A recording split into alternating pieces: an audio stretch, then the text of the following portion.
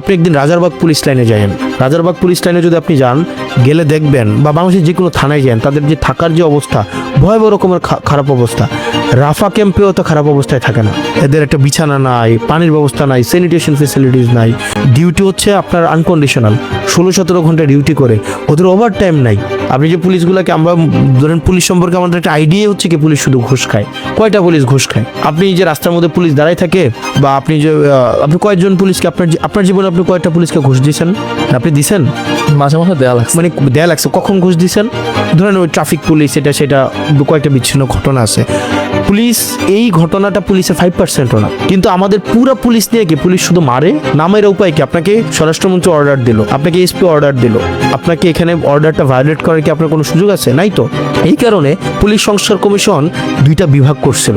আমি যদি একদম সামারি বলি, একটা হচ্ছে সিটিজেন কমপ্লেইন ম্যানেজমেন্ট কমিটি, সিসিএমসি, অর্থাৎ পুলিশ নিয়ে জনগণের যে অভিযোগগুলো আছে সেটা দায়ের করার জন্য কমিশনের কাছে এই কমিটিটা থাকবে। পুলিশ নিয়ে পুলিশের বিরুদ্ধে যত অভিযোগ আছে আপনি ওই কমিটিতে দিতে পারবেন।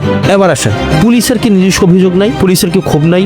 পুলিশের যে বেতন ভাতা ঠিক নাই, পুলিশকে যে আনলফুল একটা অর্ডার বাস্তবায়ন করতে হয়, এই ক্ষোভটা তো তারা আছে। এটাকে সে কোথায় দিবে? এটা দেওয়ার জন্য একটা আরেকটা ডিপার্টমেন্ট করা হয়েছিল, সেটাও ছিল পুলিশ গ্রিভিয়েন্স রিড্রেস প্রোগ্রাম, যেখানে পুলিশের বিরুদ্ধে হওয়া যেই ক্ষোভগুলো আছে, আপনি পুলিশকে আপনি অভিযোগ দিচ্ছেন অভিযোগ নিষ্পত্তি করার জন্য, কিন্তু পুলিশের বিরুদ্ধের অভিযোগগুলো সে কোথায় দিবে?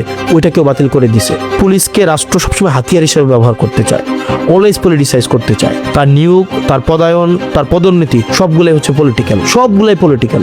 পুলিশের যে ইনস্ট্রুমেন্ট, যে পরিমাণ সংকট, আমি একটা থানা চালাইতে হচ্ছে এখন, মানে থানা চালানো বলতে বোঝাচ্ছে যে থানার সাথে আমাকে এখন সমন্বয় করতে হচ্ছে। আমি দেখি তার গাড়ি নাই, তার হচ্ছে নির্দিষ্ট পরিমাণ তার ওভার টাইম নাই, জনবল নাই। যারা অপরাধ করে তারা 300 সিসির গাড়ি নিয়ে ঘুরে, আর ওনারা হচ্ছে লেগুনা নিয়ে ঘুরতে হয়। এখন পুলিশকে আপনি বেতন দিচ্ছেন না, টাকা দিচ্ছেন না, তাকে আপনি বাধ্য করছেন।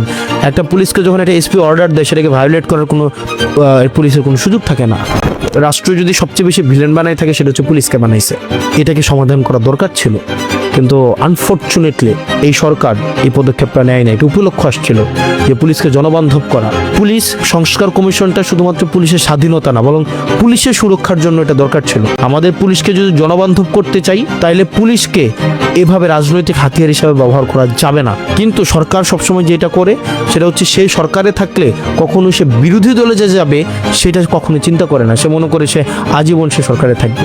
ভাগ্যের কি নির্মম পরিহাস, এখন যে অর্ডিন্যান্সগুলো আছে, এই অর্ডিন্যান্সগুলো কিন্তু এখন হচ্ছে কি আওয়ামী লীগ চাইছে। বিএনপি যখন বিরোধী দলে ছিল, তখন আবার বিএনপিও চাইছে কি এই অর্ডিন্যান্সগুলো হোক। তো পুলিশ সংস্কার কমিশনটা খুবই জরুরি ছিল, পুলিশের সুরক্ষার জন্য জরুরি ছিল, এবং পুলিশকে যেভাবে আমরা ভিলেন বানাইছি, এটা খুবই আনফর্চুনেট। পুলিশকে যুগোপযোগী যদি আমরা করতে চাই, পুলিশের যদি অধিকার আমরা প্রতিষ্ঠিত করতে চাই, পুলিশকে যদি আমরা লফুল অর্ডারগুলোকে আমরা যথাযথভাবে বাস্তবায়ন করাইতে চাই, এই পুলিশ সংস্কার কমিশনটা খুবই জরুরি ছিল। আনফর্চুনেটলি বিএনপি এটা থেকে পিছু হটেছে। আপনি যদি পুলিশের সমস্যাগুলো দেখেন, এই রাষ্ট্রের যদি সবচেয়ে নিরীহ প্রকৃতির চাকরিজীবী থাকে, তারা হচ্ছে পুলিশ। আমি লাস্ট 1 বছরে, আমার আগে এই অভিজ্ঞতা ছিল না, লাস্ট 1 বছরে দেখছি পুলিশকে গঠন করা হয়েছিল ধরেন সিপাহী বিদ্রোহের পরে। 1857 সালে যখন সিপাহী বিদ্রোহ হয়, এরপরে 1861 সালে অ্যাক্টের মধ্যে দিয়ে পুলিশকে একটা আধা সামরিক বাহিনী হিসাবে তৈরি করা হয়, একরকমের নিয়ন্ত্রণের জন্য, জনগণকে পিটানোর জন্য, নিয়ন্ত্রণের জন্য। ওই পুলিশ অ্যাক্টের মধ্য দিয়েই কিন্তু এখন পুলিশ চলতেছে।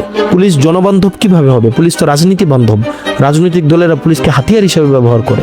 ধরুন আপনি এটা দেখেন, এই যে কিছুদিন আগে আবু সাইদ হত্যা মামলার একটা রায় হয়েছে, ওই রায়ে পুলিশ কি বলতেছে যে আমাকে সরকার নির্দেশ দিছে। সে কিন্তু হত্যার দায় অস্বীকার করছে না, কিন্তু সে কি বলছে? আমাকে সরকার নির্দেশ দিছে গুলি চালানোর জন্য। আপনি বলুন তো, এটা পুলিশের কি, সরকার যদি একটা নির্দেশ দেয় সেটাকে অ্যাভয়েড করার কি কোনো সুযোগ আছে? মানে পুলিশ হচ্ছে এমন ভাই, ওরে ধরতে বললে ধরে, মারতে বললে মারে, ছাড়তে বললে ছাড়ে।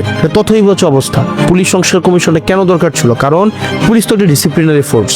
তাকে যদি আপনি একটা আনলফুল অর্ডার বাস্তবায়ন করতে দেন, সে এটার অভিযোগটা কোথায় করবে?